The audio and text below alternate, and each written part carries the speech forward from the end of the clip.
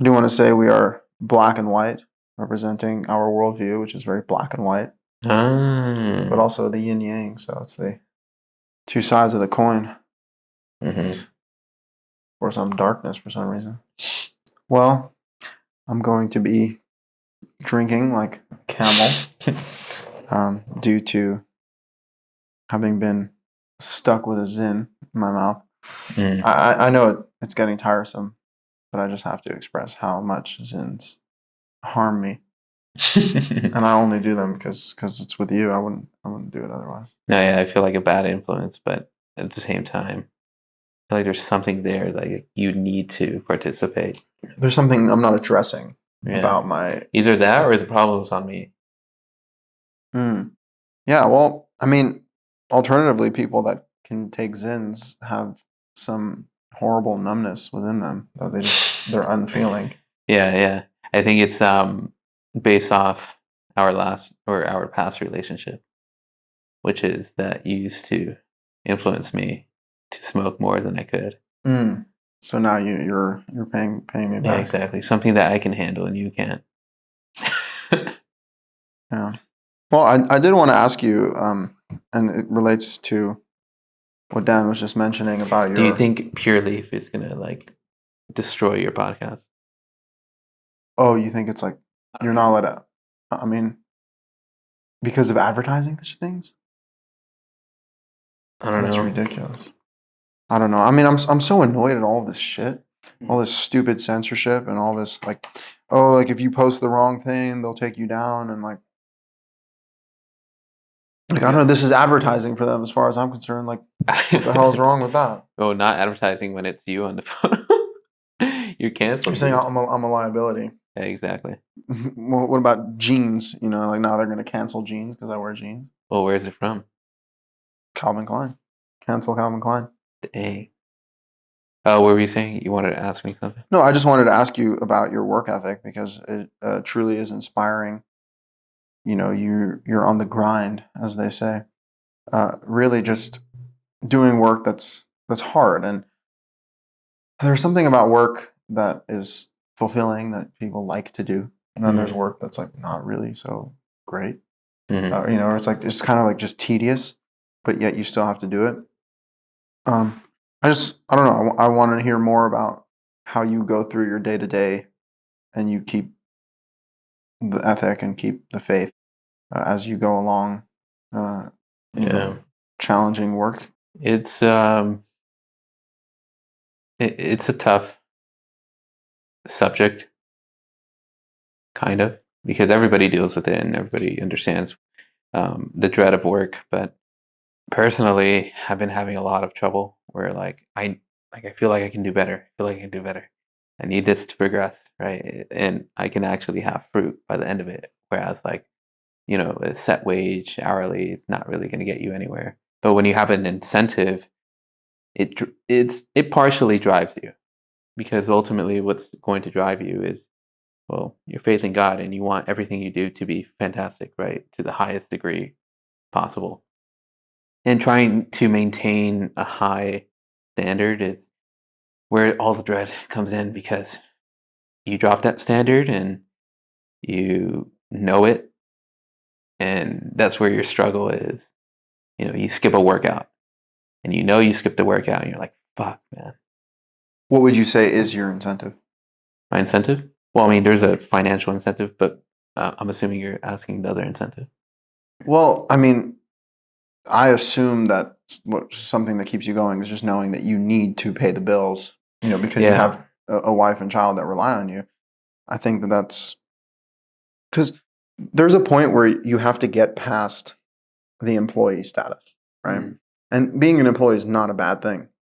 In fact, wherever you start off in business, you're most likely going to start off as an employee, unless you're like taking over a family business. Essentially, would be the only exemption. But you have to climb your way up the ranks. But at some point, you want to break out of that limitation. But yet you still have to go through the steps. But I was just saying, like your motivation, obviously your wife and child being a key to that Yeah, no, definitely. I mean, one of the biggest incentives besides, being a servant to God in everything that I do is my wife and child. Like I want them to be able to have a nice house, right? I want them to be able to have luxuries. And of course, myself, I would love to have that and be able to sustain a large family without any sort of financial struggle and just like mainly have my focus to like my familial struggles Yeah. because I feel like that's a given, just living life. I feel like that's such a more blessed uh, life path because no matter how you cut it, you're going to have to work really hard to be successful. And if your goal in achieving financial success is to have, like tons of cars and tons of like possessions that are not actually in service of your life, you're actually serving the things as opposed to Hmm. them serving you. It, that runs out so quickly, Exactly. But if you have the goal to sustain your family and provide for them, like, well, now you just made this noble. Now it's a noble cause. Now it's Hmm. about life. Now it's about children and a woman. And, it's like, it just makes it so much more significant. It almost makes me believe that, you know, God would help you in that, because Mm. it's actually in service to God. That's what God wants us to be doing. He wants us to be fruitful and multiply. He wants us to have children. He wants us to be with women, and he wants that to be blessed. So the chances of you receiving God's help to do a good thing are high. Doesn't Oh mean yeah. that it's not hard. And I think Jordan Peterson in his new book, and I wanted to bring this up to you because it goes. You told me something a while back. In his new book, he talks about. I think you can point me in the right direction. Where exactly in the Bible? There's a. I think the story of Elijah, Mhm. I believe, and he encounters God, and there's a thunderstorm and or like whirlwind, and He God's actually not there. went to Mount Sinai. Hmm. He, Oh, he that's what it yeah, was. he Yeah, went to Mount Sinai and was out in a cave in Mount Sinai. yeah, and there's like these. There's these. He hears the whirlwind, and God's not there. He hears what else does he hear? It's like a storm, a There's a whirlwind, storm, and everything. Yeah. God's not there. But there was a still small voice, Mm. right? And like that where God was. But the way Jordan Peterson describes it was that it was his inner voice, Conscience. Yeah.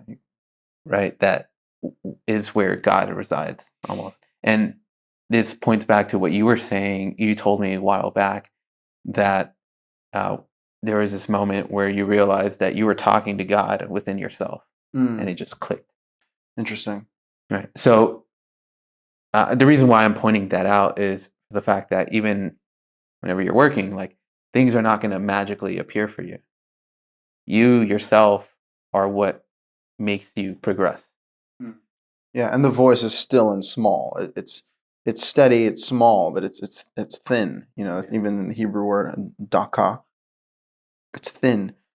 There's something about that like doesn't make any sense because of course God has control over all the elements and all the storms and the whirlwinds, but at the same time, it's in the silence where you hear the voice, and whether it's the voice in your head or it's an external voice. I think both are plausible, and Yeah. and frankly, what you hear in your head and what you hear with your ears, it's all part of the same information is Hmm. being fed to you one way or another, whether it's through your head or through your ears.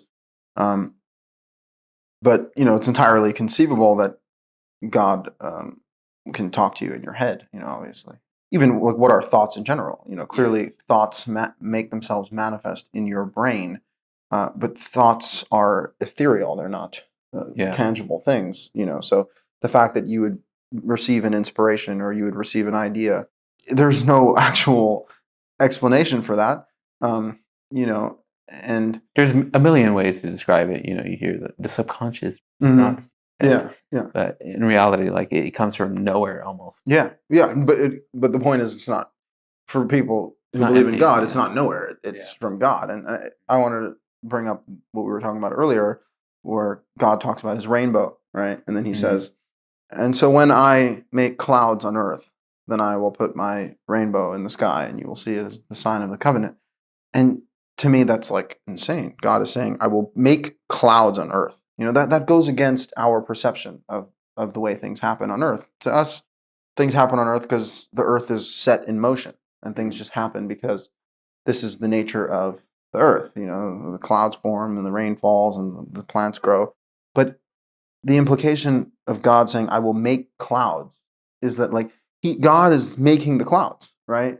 And God is making the thoughts in your head, and God is making the people in your life pass by, and everything is happening from God. And I want to talk about that, because that's kind of like the logical conclusion of faith in God. Is it's not just a matter of belief about some deity who's cosmic. Of course, that's what God is, but it's personal too. And this is like a debate in philosophy as to whether God is a personal God, whether God even intervenes in his creation. And I think the Torah makes it very clear that God absolutely is a personal God, and he absolutely like I was just reading the book of Numbers. Starts off, God tells Moses, he says, okay, call these 12 men from each tribe. And he goes and just lists their name. Mm-hmm. Right? It means God knows exactly who's in every tribe, and he names them by their name and says, go find those people. Right? Which means that God's awareness of our personal lives, of each and every individual and their name and their family and their life and their situation, it's all so direct. And I feel like that's something that gets lost on us sometimes. And that also goes against the human idea of the elders being the rulers, in a sense, because that's the way we organize ourselves, usually by age, right, or status, which is like elders or these specific people because they rose to power. Whereas it's clear in the Torah, it's like it doesn't matter what age. It's like people who are God fearing, right? Even the judges, they need to be God fearing. They need to not have any sort of attachment to money, and they need to be just. Yeah. No, I mean it's in democracy, you have people choosing the leaders, right? But in theocracy, you have God choosing the leaders, and that's obviously much better, right? If God is choosing which positions people will occupy, and in a perfect union with God, he's actually directly telling you, like, this person, that person, that person, but even if God wasn't pointing directly to the person, still the qualification of a leader is based off of their divine characteristics. So in a sense, that's still someone who's chosen by God, because they possess the characteristics that God requires for a leader. And one way or another, people are judged on the content of their character, and there's no way around that. You can't be a piece of shit and also be great. That's again another biblical idea that people take for granted, that your actions matter and your moral standing as a human being really matters, and that's baked into life itself. And again, to bring up Peterson, this is a point he makes well, is that the narrative of the Torah is compatible with the narrative for a successful life, right? It's like, if you're looking for an explanation of life that will lead you towards an upwards trajectory, towards a betterment of self and environment for you and all the people around you, the Torah's model is that model that you're looking for. And it tells us a lot about the revelation that's been given to us, and maybe we're not as lost as we think. That's great. It's all emanated from work. Oh, work's a big deal. I mean, it's funny. Someone told me this week, because my grandma, she's sweet. She saw me on Monday, and she's like, "Oh, you'll be with us for Shabbat." I was like, "Oh, it's only Monday, And then like one of her caretakers was like, "Yeah, well, like it's about to be Shabbat anyway. Monday, then Tuesday, then Wednesday." I was like, I don't know if that's a good worldview. Like, God created the whole earth in 6 days, right? 6 days is a lot of time, and a lot of work needs to be done during those 6 days in order for you to achieve the rest of the seventh. if we're not going to be working consistently and productively, then what are we doing? Work. What's the point of the rest? Yeah, we're resting from what? And so it's funny. There's a Jewish traditional idea that the time of the Messiah, the time of the paradise on earth, will be Of Christ. Christ's arrival will be like a Sabbath every day, and there's something romantic about that, but it's not actually in line with the Torah. In the Torah, there are 6 days you shall work, and on the seventh you shall rest. There's more work days than rest days, when it comes down to it. So there is some resistance to work, and clearly work could be slavery, and work could also be fulfillment. So in a blessed world, our work is fulfillment, not slavery. In a blessed world with the Messiah. Of course. Yes, we're not blessed until the Messiah is here. Yeah, exactly. Yeah. I've been something that's been on my mind is I guess what you were talking about, leadership. That's something that's been on my mind a lot.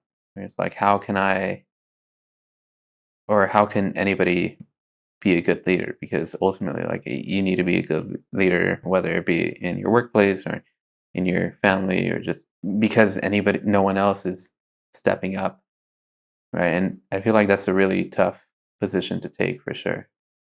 It's like, how can you bring motivations or inspirations to other people without explicitly telling them what's going on? Right? And that's what I've been kind of struggling with, where I explain everything truthfully as it is, but I don't know how effective that is in a workplace, at least. I can set up the goal and be like, this is what we're supposed to be aiming for. Like, how awesome would that be? But it just won't click all the time.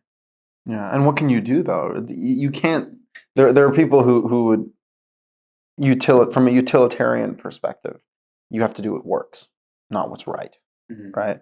And there are people that actually are oriented that way, whereas like they don't actually care about values; they just care about results, and what results are to them are the results they want, and so they'll be willing to do anything, even to compromise values, in order to achieve their desired result. But I feel like there's a step before that conflicts with. I don't believe everybody operates that way either. No, where it's like they want a result because they shorten themselves greatly by either making the result literally just the end of your last hour to clock out. Yeah, exactly. What is the end result that you're looking for, right? If you have to compromise values on the way to your end result, there's clearly something wrong with your end result that you're pursuing. And so even if you're not seeing the fruits immediately, that's faith. And I think that's the system that gets very complicated, which is trying to find which values you're compromising in an individual, especially when you're managing them, in order to progress them to the next step and the next step and the next step. And at one point, is it just a lost cause? I mean, Alex Hormozzi, the way he places it is like, not just him, but a lot of people. It's like, 3 months and you're out. Like, if you don't do what you're supposed to do. And I guess, that's a system that works for a lot of companies. And, if people don't perform to your expectation, you just move on to the next. But then, like, when you treat every human life as valuable, it gets really tough to just compromise with that. Yeah. Also, you have to give people proper expectations. You can't just expect them to do something that's impossible. You have to be realistic with what you ask of people. And then if people are actually not meeting the requirements, the basic requirements that they could and should be reaching, that's definitely grounds to fire someone. But what about if the basic requirements are a high standard? That's fine. High standards. How's that measured?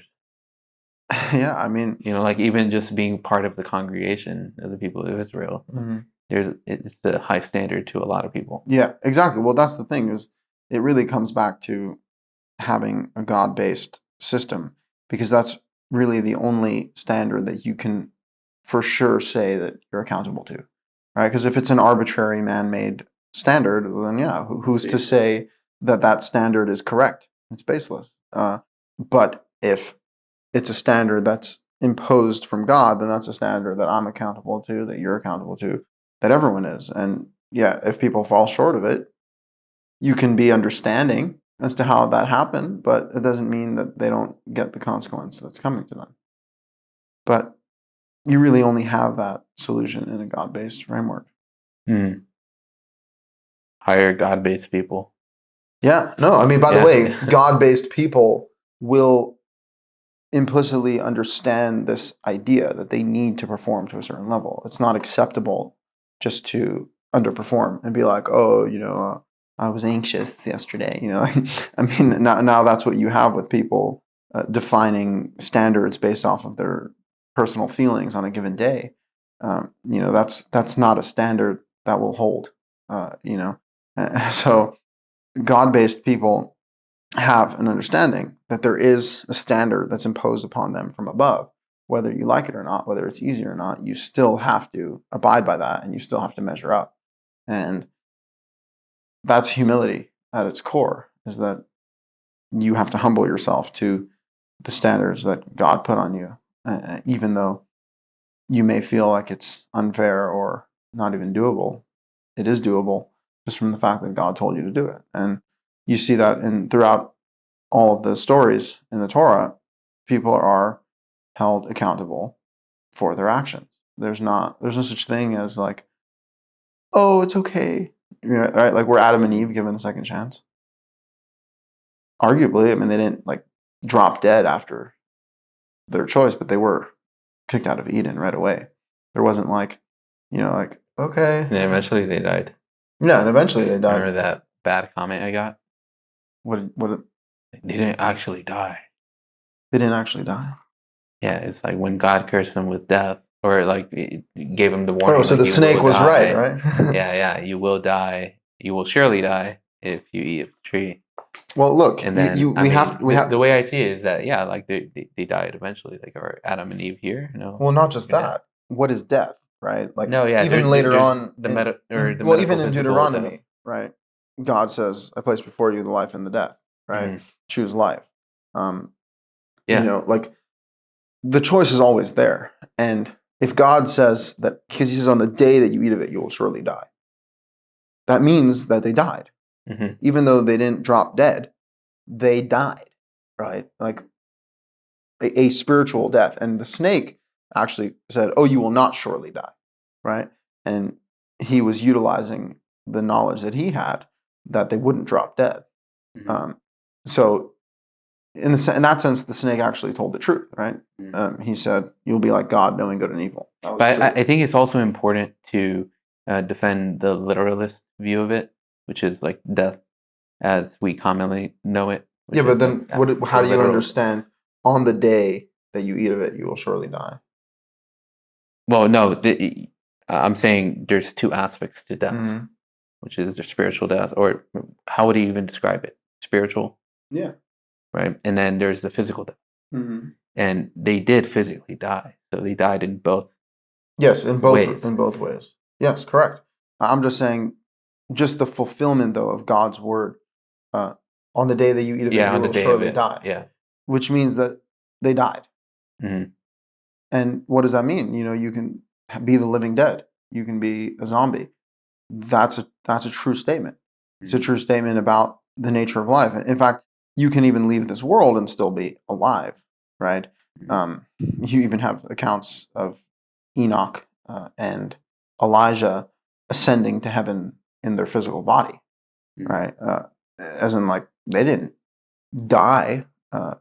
They just ascended. And even conceivably, if you were to leave your body on this earth, is that death? Is leaving Earth death?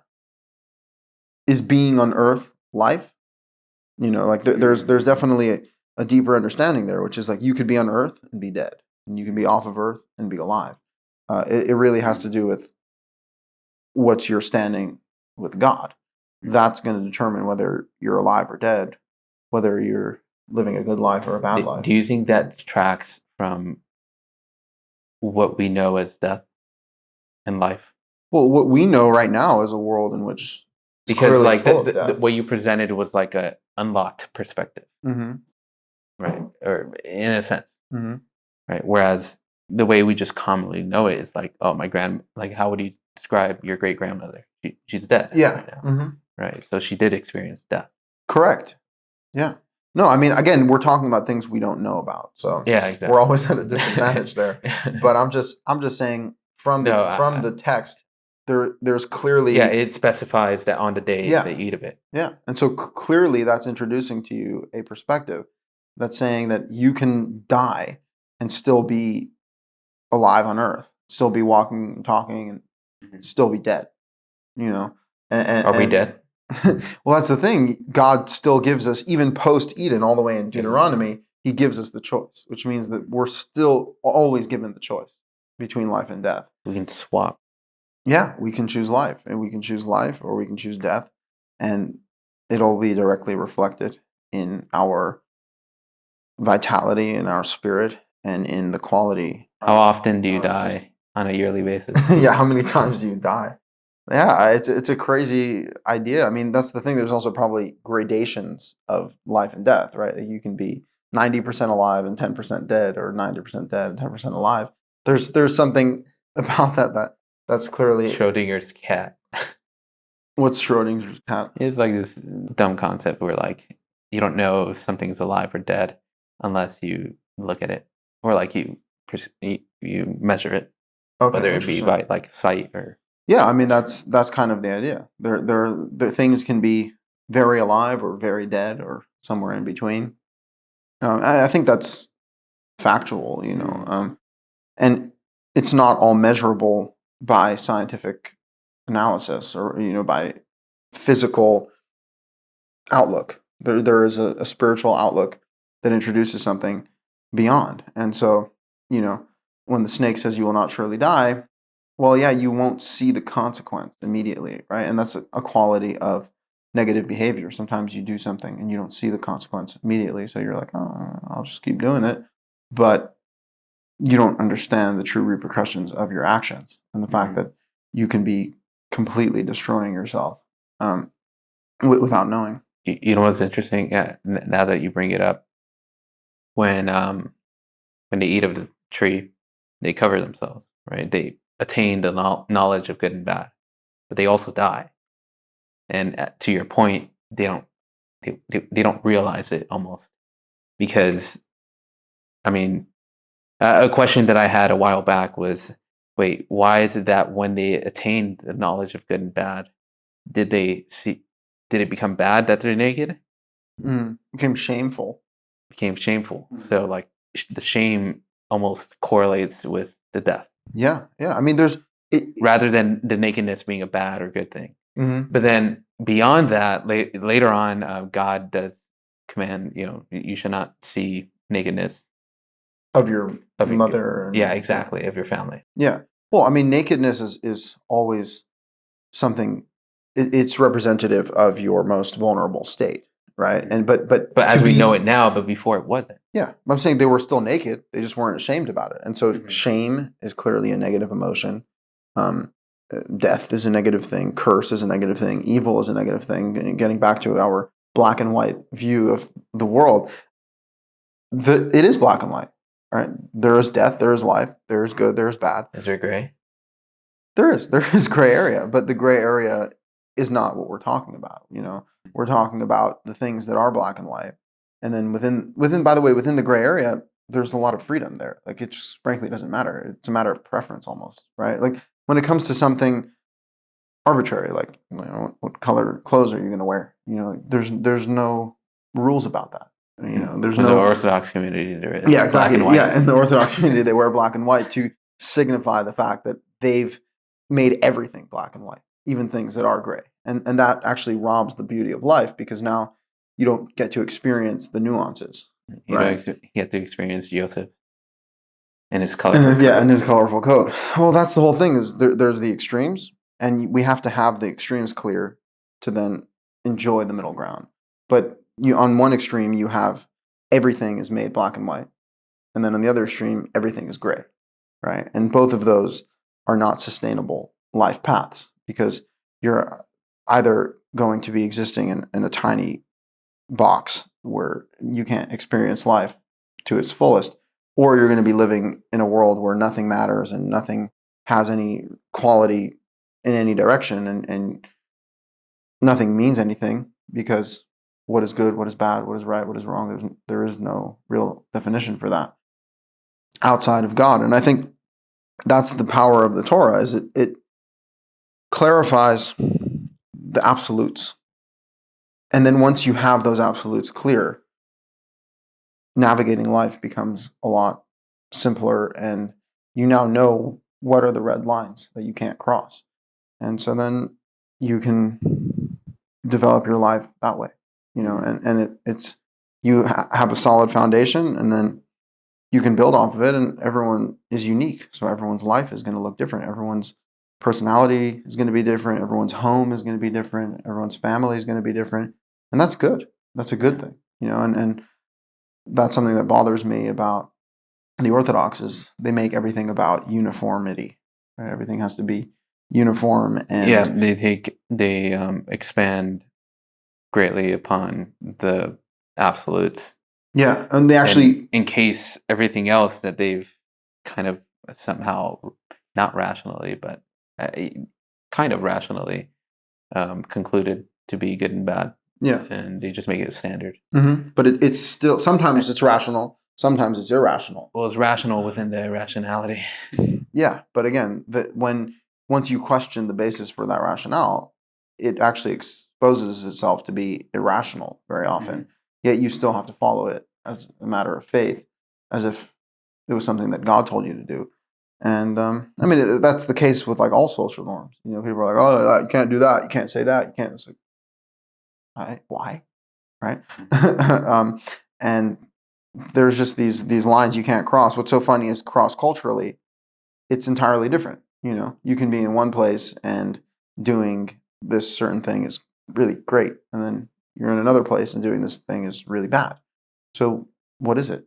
There has to be some defining characteristic to what is truly good, what is truly bad, and then where does the gray area exist? And within the gray area, I think there's... What do you think is the most destructive thing that they've posed?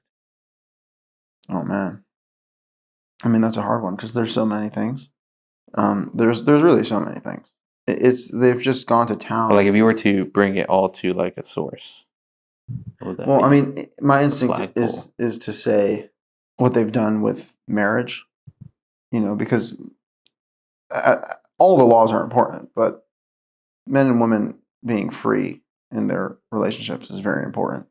And they've, in by the way, using the rationality of, we don't want sex to become promiscuous, and we don't want people to sleep with the wrong people. Now we're going to say that it's prohibited for men and women to touch each other.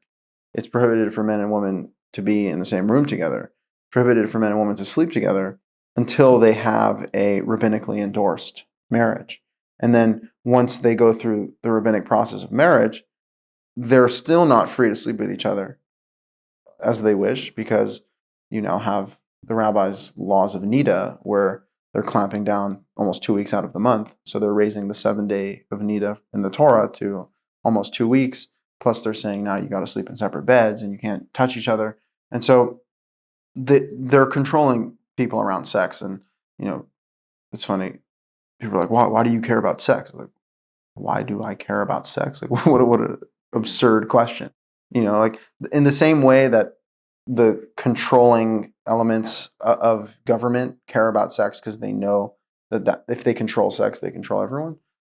That's why an individual should care about their sexual freedom, to be able to operate freely in that domain. It's so important.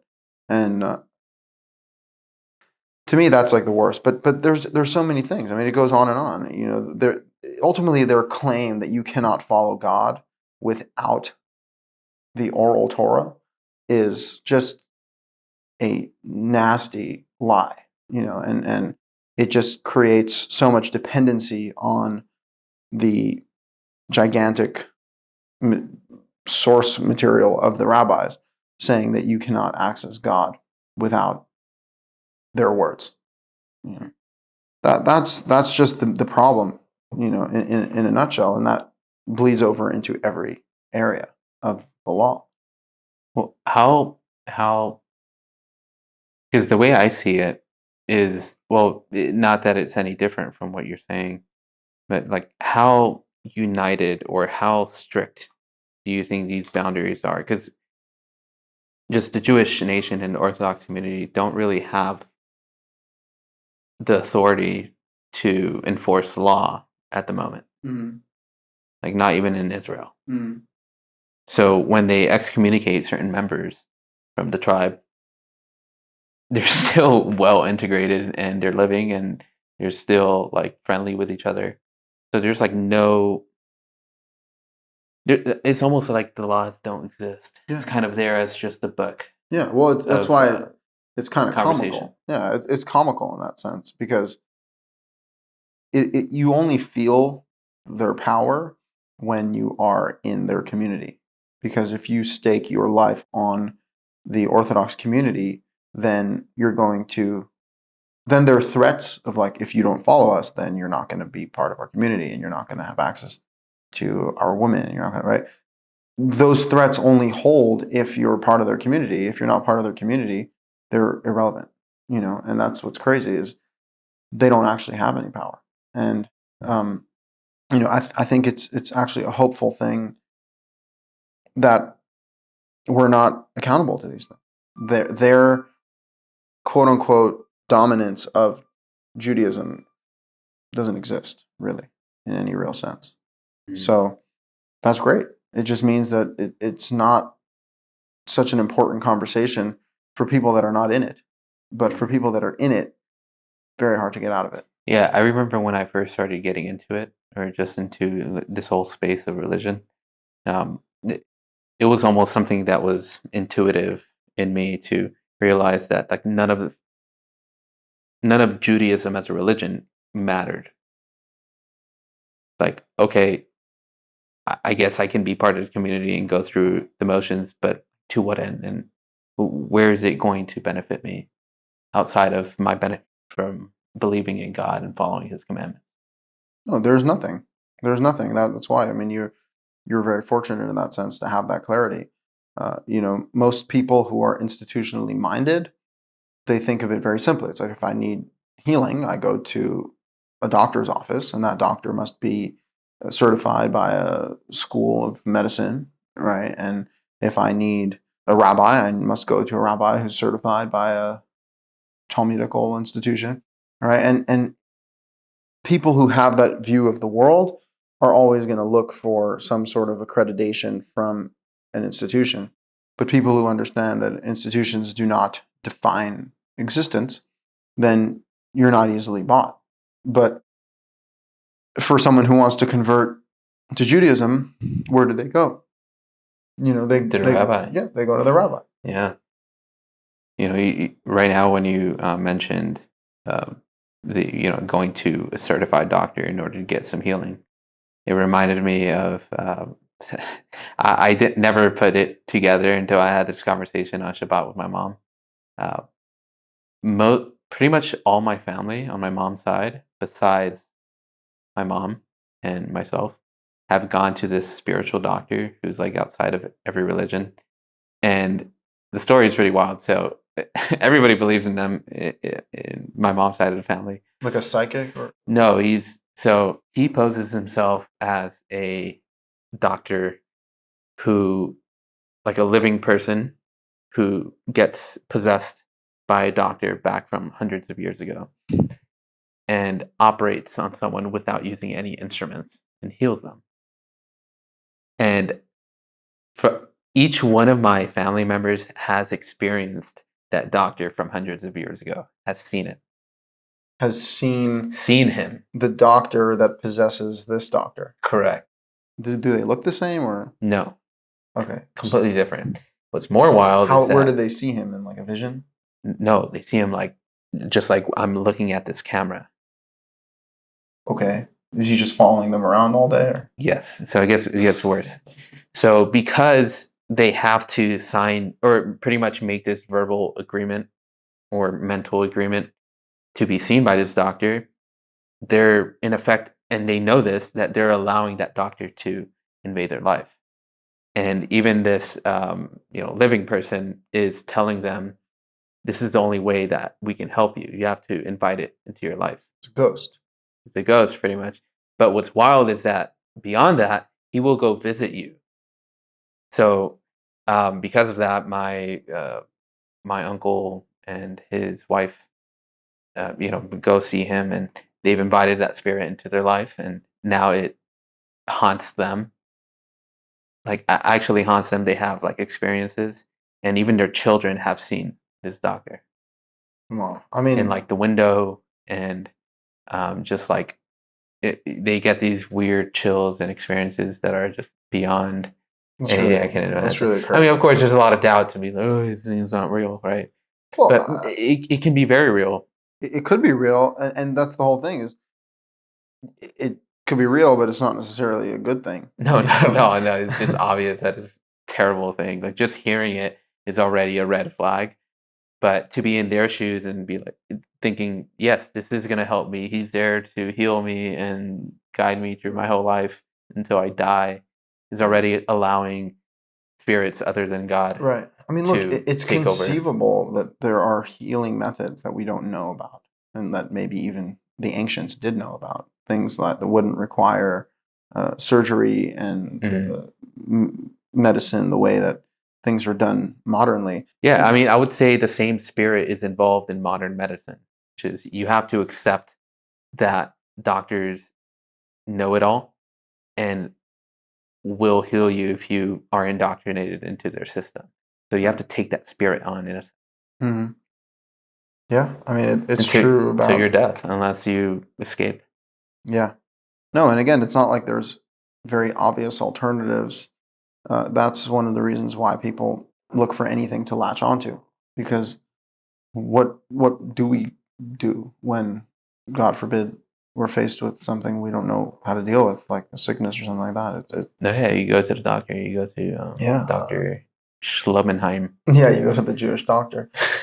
um, That's what it comes down to most of the time. yeah, yeah. Funny, I just met this guy who pretty much went through this wild experience of a life, and he was telling me all about it. And he had his cancer growing in his leg, and he was a very fit guy, so it was like a tragedy. But on top of that, like, he went through a lot of terrible things as a child, and he also went through recovery, so he was an addict before.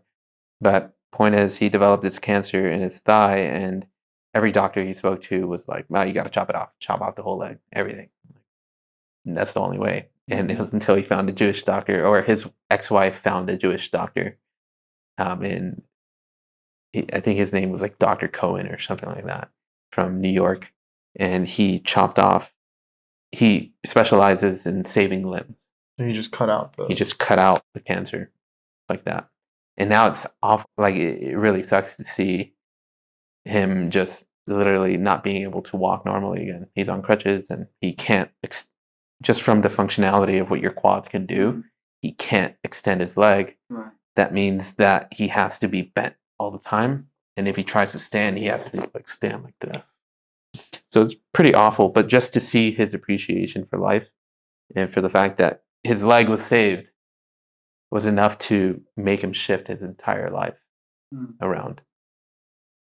And I mean, it is beautiful to see medicine, going back to medicine, being able to save your limb, because your limb is your body, your physical body is more important than what other doctors who have this like absolute understanding of like you got to chop off your body in order to live. Mhm.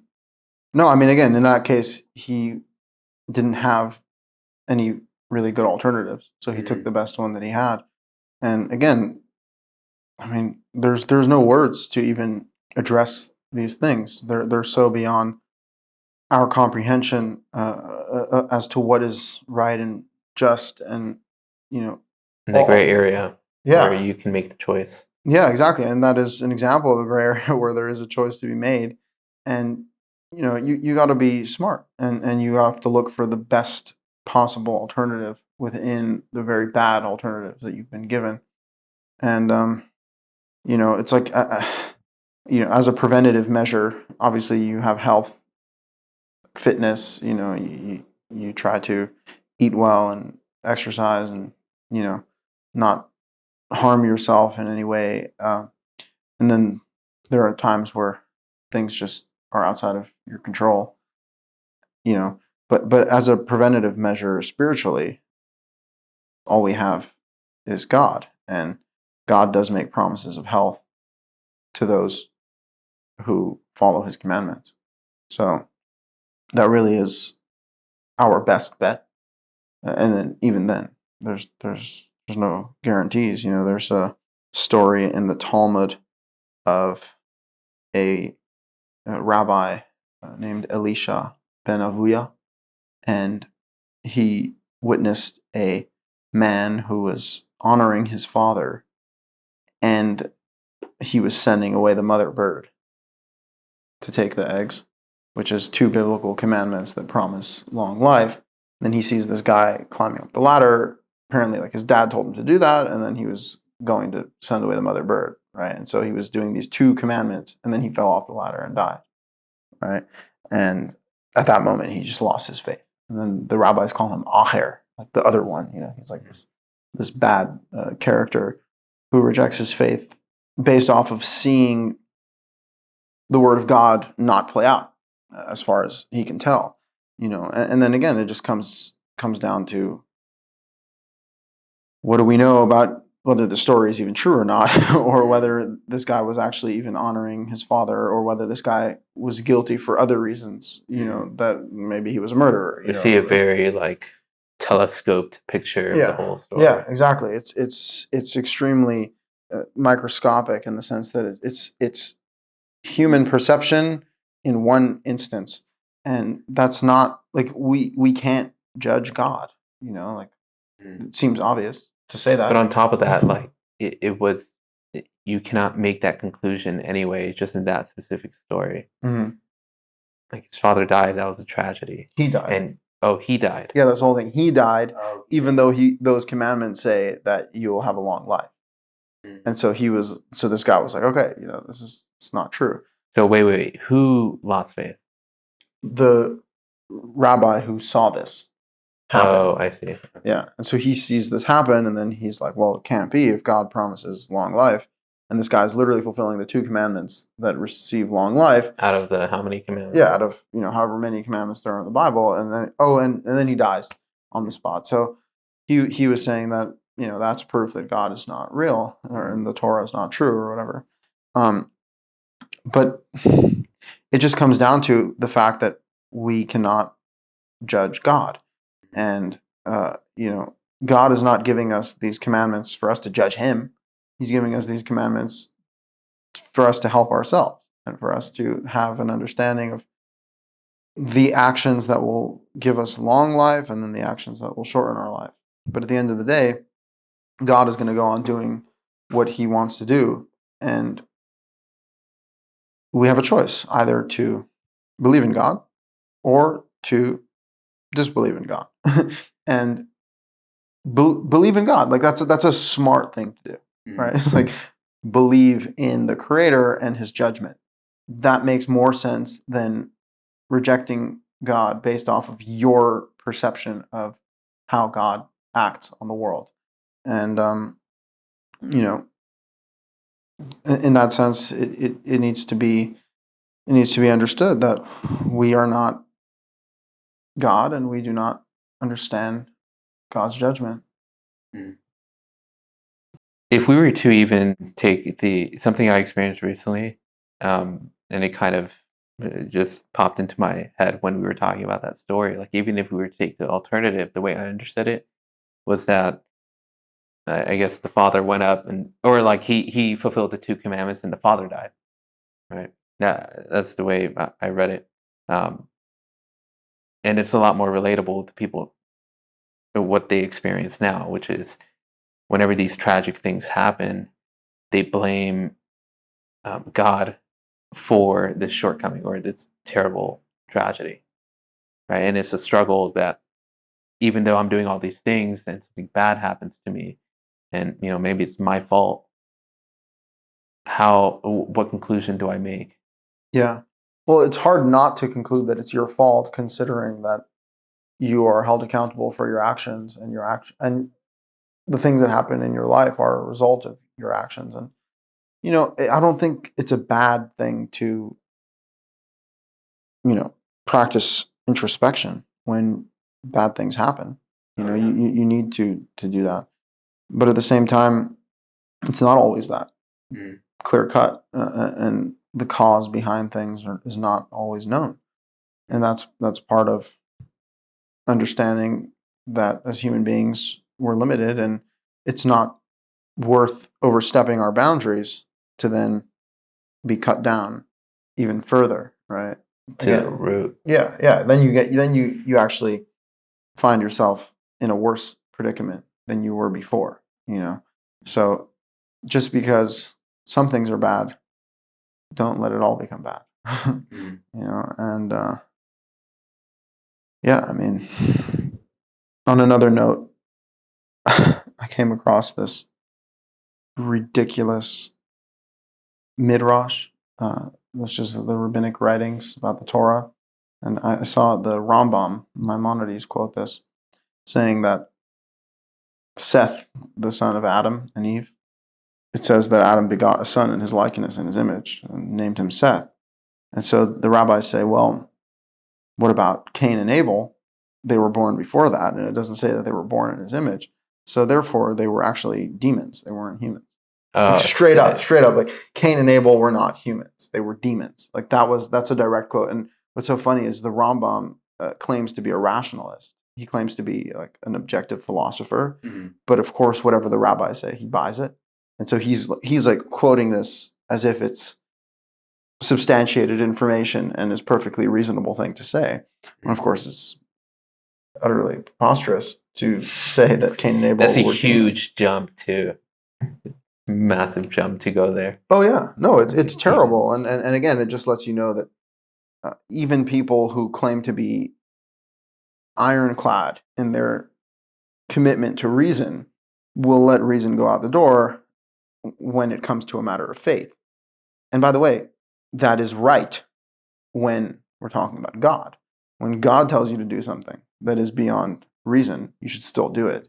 But if you're just going to buy a rabbinic writing, as ultimate truth, and then suspend reason in the face of that to say that Cain and Abel were demons, it's completely the wrong way to go.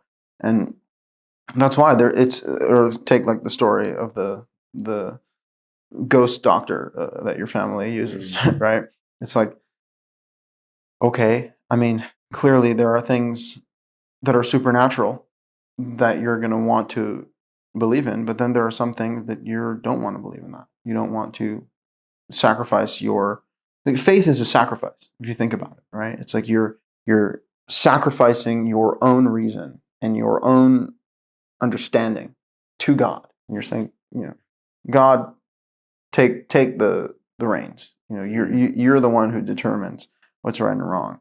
And so, but sacrificing your own reason is a huge sacrifice, right? Because your reason is your humanity in a real fundamental sense. The idea that you can walk around and make judgments about life and process information to the point of having a conclusion about life and the way things work.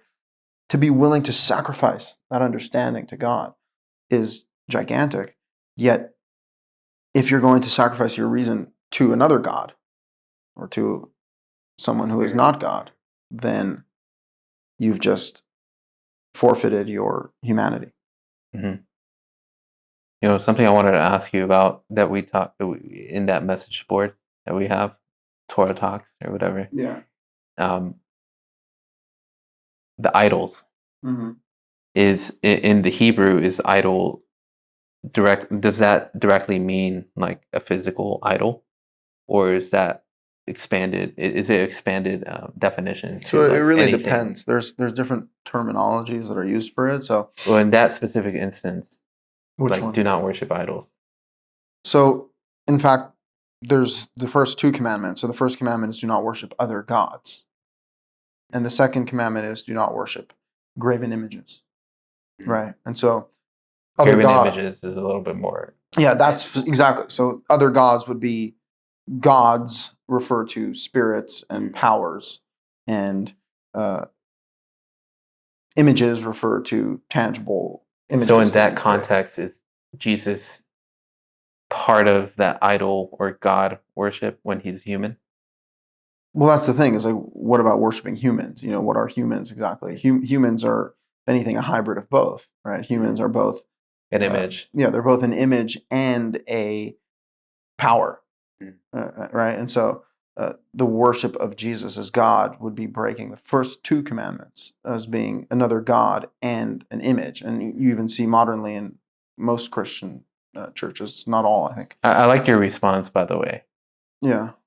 Where it was you approached it because I think I don't want to assume anything, but I think the way he was proposing it was like, do these people need to be exterminated? Mm-hmm. Right. Yeah. Right? It's like, no. No. Yeah. I mean, let's not get too far ahead. Yeah. By the way, like Judaism is not like Islam. Islam has its sights on world conquest, and they will kill infidels across the earth. Right. In Judaism, there's no statement about enforcing the Torah's laws outside of Israel. Right. We are called to enforce God's laws amongst ourselves, and people that are part of Israel are the ones who are under that judgment. But for non-Jews to be breaking the Torah, in some contexts, is obviously wrong. But it doesn't mean that Jews should then take on the mantle of enforcing global justice. Well, the way Dan Blazarian describes it, it's almost like if Judaism is an Islamic religion. Oh yeah, well, I mean, he's an anti-Semite. No, that was crazy to see. Dan that was wild. Yeah, no, to see Dan Bilzerian on Piers Morgan just say that everything evil in the world is the fault of the Jews, right? And by the way, he's not wrong in some of the things that he said. For example, calling out the evil statements of the Talmud and pointing out that there is a disproportionate number of Jews who are behind, say, the leftist propaganda of Hollywood and the trans ideology. But at the same time, that's not a statement about all Jews. And by the way, those Jews are evil by the Torah standard. So they're actually breaking Judaism by saying all of these horrible things and by pushing all of these evil agendas. So in the same way that he's pointing to individual Jews who are behind, again, let's say the LGBT stuff, the Torah is the source that says that LGBT stuff are wrong. So Jews who are going against the Torah are just evil people. And Jews historically and factually have a disproportionate influence on the world, right? And so when they do good, they have a disproportionately good influence on the world. And when they do bad, they have a disproportionately bad influence on the world. And I'm all for bad Jews being punished for being bad, but I don't think that all Jews should be punished for the sins of bad Jews, And now again, what happened in the Holocaust less than 100 years ago was that all the Jews were punished. Babies were killed, men, women, children, indiscriminately murdered. So clearly that was an example of just a horrible thing happening to all of the Jewish people, or at least all the Jews in Eastern Europe.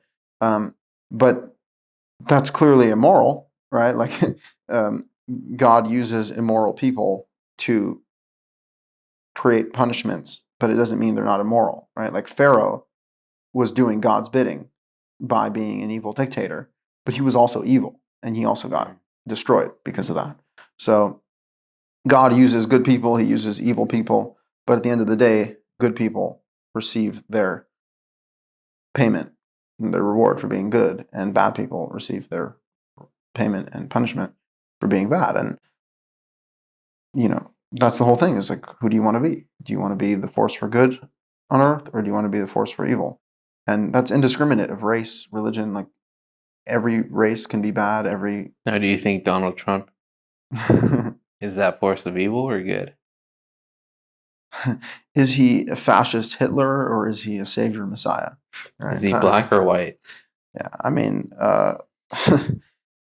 I think overall Donald Trump is a force for good, especially considering the terrible alternatives that exist in the world. At the end of the day, when I was younger, I kind of was like following the political narrative on both sides, and I was like, well, you have this perspective and that perspective, but at a certain point, I realized that there is not one good idea on the left, not one, right? Like literally, they stand for all of the immorality in the world. They stand for all of the distortion of godly values and biblical truth.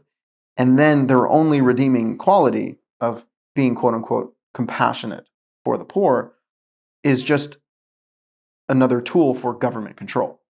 Being like, actually give us all your money so that we can take care of the poor, which if anyone has any brains, they know that that's being used as a tool to direct as much power to the government as possible and as much money to the government as possible. And so, I mean, it takes away the free will to do it yourself. Yeah, not to mention who the hell says the government is doing those things? They're doing such good things. They're probably in an evil government. They'll be funding trans surgeries for 3-year-olds. Against their parents' will, by the way. So I don't trust the government. I don't believe that their every intention is good and that everything they do is moral. And so, therefore, when it comes to the right, and Donald Trump is the Republican candidate, the right has good ideas. They have good ideas like freedom, free markets, individual liberty, and family values. Those are good ideas. They have good ideas. Doesn't mean that everything the right does is good. It doesn't mean that I agree with everything going on in the Republican Party, but at least they're not entirely evil, versus the Democrats are entirely bad. There is not one good idea that exists on the left. And that's pretty significant, So in that sense, it's absolutely a good thing that Donald Trump got elected. And I think it's a testament to people freely choosing good things and having open conversation that results in a positive result. And I pray that people continue to make good choices and that things only get better, because things could get better. And that's something that sometimes is lost on us. You know what was wild to see? That California actually had like nearly 50% of the vote for Donald Trump. Really? Not nearly, but like a significant 40, like 40% at least. I mean, that's significant. By the way, I think there's a possibility that if Trump and his team really do deliver, the entire country could be flipped. Oh, yeah. To the point where the Democrat Party just ceases to exist because of how irrelevant they are. And that would be best case scenario. Like, why would we even want there to be a party of people who represent all of the evil in society? Like that shouldn't be part of the equation. Everything should be trending towards the good direction. And if things are good, they can get better. If things are bad, they can get worse. And so where do we want to be heading? In what direction? I think that that's self-evident. And every respectable person that I know supports Donald Trump, because they can see clearly. They can see clearly as to what is right and what is wrong. And, I've seen Trump himself exhibit behavior of someone who cares about humanity and cares about the country. Let's talk about Noah debasing himself. Oh, yeah. I just read that not so long ago. Yeah, I mean, I feel like everything has been said there. Something I realized also is that who was it? Ham, right? He becomes Canaan. So it's pretty interesting to see that like Noah's sons all just expand into these territories, and Ham is almost like the opposing force, whereas the other two work together in a sense. Yeah, right? And that's like where the Jewish lineage is always, they're just attacking each other in a sense. Yeah, I mean, have been for all of history. There's definitely something about that original history in the Bible that outlines all of these archetypes and these figures, that they all represent something bigger, and they create nations on the basis of that. And you see that with the tribes of Israel too, Jacob's sons. They all are like different kind of men. They all have different qualities and different characteristics, and they go with that on their path, and that defines their purpose. It defines their territory and the nature, and kind of getting into what we're talking about, the gray area, right? Within the gray area, there's a lot of opportunity for individuation, for people to have different leanings and different interests and accomplish different things. But it can't be evil, and that's even something about Noah debasing himself, is that, there's no implication that made him unrighteous, or that somehow messed him up, right?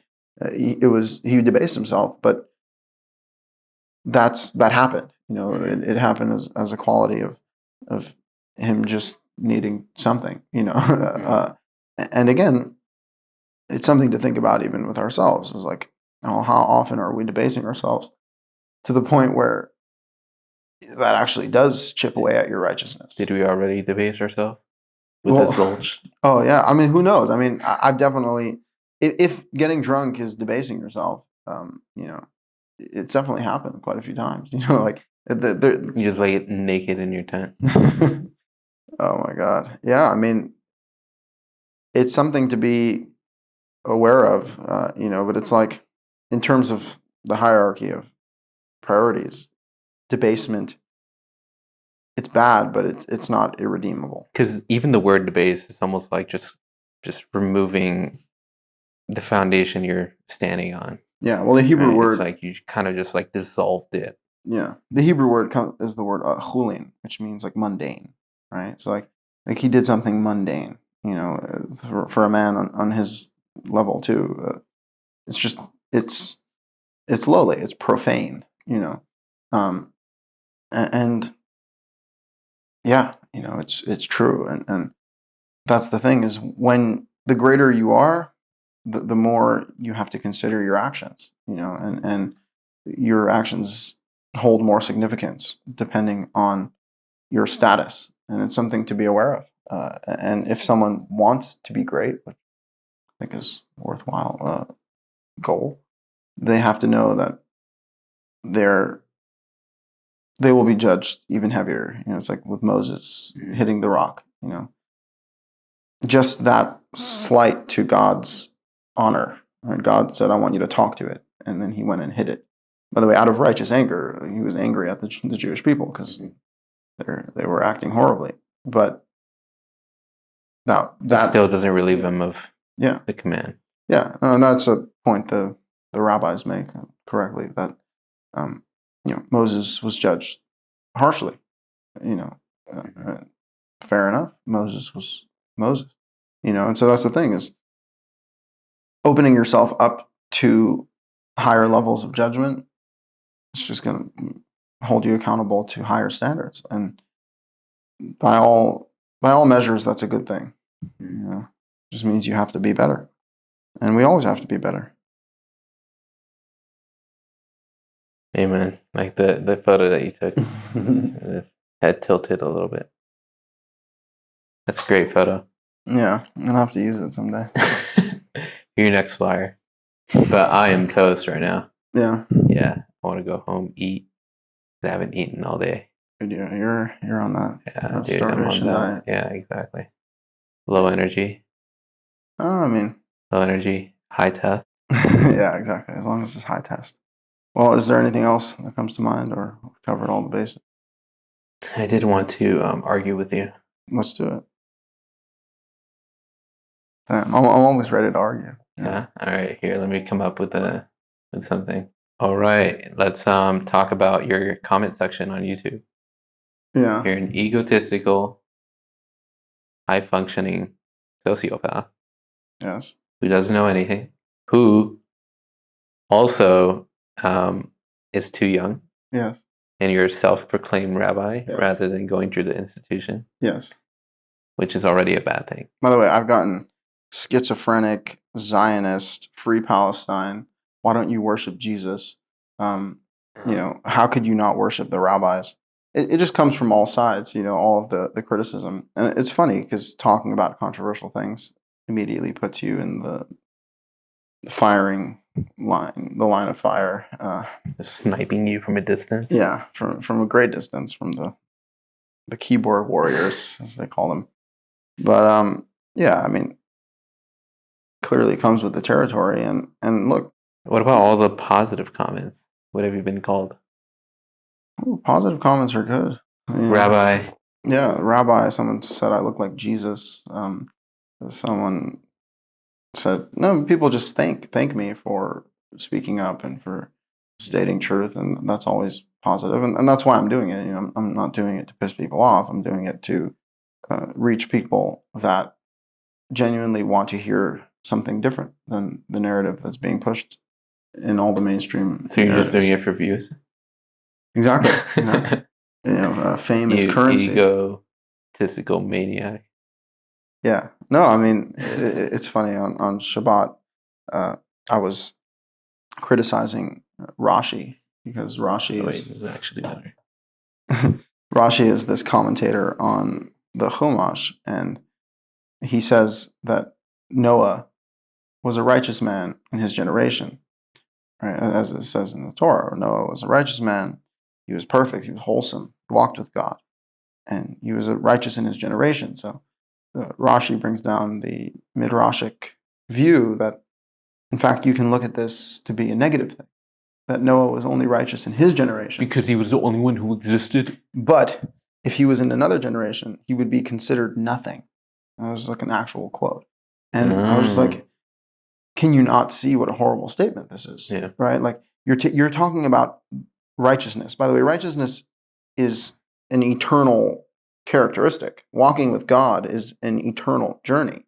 If you walk with God now, then you walk with God always. If you're righteous now, then that righteousness needs to hold up. If your righteousness doesn't stand the test of time, are you truly righteous? I don't think so. And so what they're saying is that if he lived in another time, he would be nothing. And so I said, like, this is horrible. It's a horrible thing to say about a righteous man who God proclaimed to be perfect. And my aunt's response was like, you're such an arrogant, filthy, she just went off on me because I criticized Rashi. I was like, well, okay, either we're going to criticize Noah or we're going to criticize Rashi, right? And so you don't have two ways about it. I'm much more happy criticizing the man who criticized the man who God said is righteous versus praising the man who criticized the man that God said is righteous, Mm-hmm. And so to me, it's like a very simple weighing of the options here. And so I'm not convinced by any argument to say that Noah was unrighteous. And so if you're going to say Noah was unrighteous, fuck you. I don't care who you are. And because, again, it's just whose word comes first. Obviously, God's word comes first. And if people are going to be deviating from God's word, they've really just lost all credibility. And I don't care what their name is or what their title is or how many people they're respected by. I even told her, because she's an Orthodox Jew, I said, well, why don't you believe in Jesus? You know how many great people believe in Jesus? You know how many, if you're just going to make it a question about titles and numbers and like, look, how many people believe this? No matter who you are, you're going to have to reject the beliefs of masses of people in order to maintain your belief, right? Like if you're a Christian, you're rejecting Jews and Muslims and Hindus and atheists. If you're an atheist, you're rejecting all religious people, right? If you're like, that's what people are like, oh, I don't judge. It's like, well, maybe you don't judge when it's uncomfortable for you, but you clearly judge. Just to hold a belief means that you, by definition, believe that those who disagree with you are wrong. Well, how can you? You can. That's a necessary step in being a human being, is coming to conclusions about things, even in the face of other people disagreeing with you. And you have to be courageous in that front. Yeah. I love judging you. Well, look, go ahead. The whole. First, let me judge you with this. This is an like idol, a graven image. Oh, it's a graven image. Yeah, look at that. So what's the interesting? Like, it has black eyes. You know, it's an interesting question about the graven image, right? Because it says, "Do not make a graven image and do not bow down to it. Do not worship it." Oh, you didn't right? make it, so you're good. Well, that's also true, right? Have you bowed down? I have not bowed down to that. Okay, No, good. thank God. So the question would be: Is the prohibition not to make graven images whatsoever? Which means like we couldn't make statues and like maybe not even make pictures and like stuff like that, right? No, let's create those barriers. Or it just means do not make the images, do not bow down to them, and do not worship them. But if you don't bow down to them and don't worship them, maybe you can make them. Maybe if you bow down to them and you don't make it and you worship them, you'll be Oh, okay. they're good. That's good. That's good. Yeah.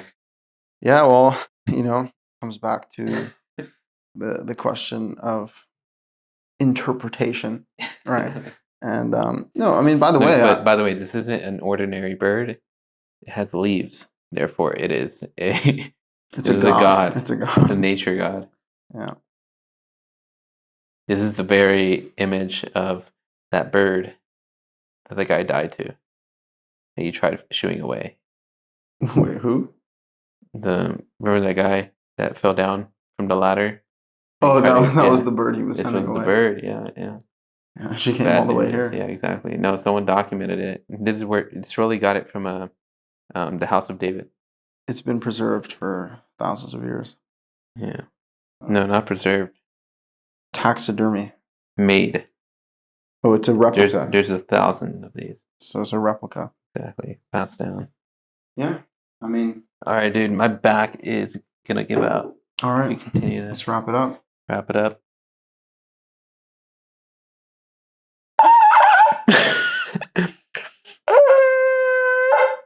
There it is. Very nice. The victory march. Yeah. The horn.